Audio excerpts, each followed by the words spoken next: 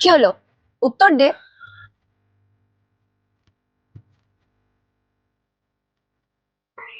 কি হলো? আবার ডাকলি কেন?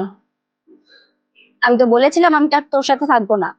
তুই জানিস আমার কি ভালো লাগে না লাগে। তুই জানিস তুই জানিস আমার কি ভালো লাগে, আমি কি ভালোবাসি। তুই জানিস আমি কি খেতে পছন্দ করি, আমি কি ভালোবাসি, আমি কোন ফুল পছন্দ করি।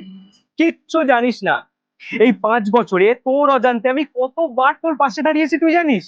তুই জানিস না আমি আমি তোকে সত্যি ভালোবাসি। আর তুই তুই শুধুমাত্র নিজের টুকুই বুঝেছিস। কি হলো? উত্তর দে।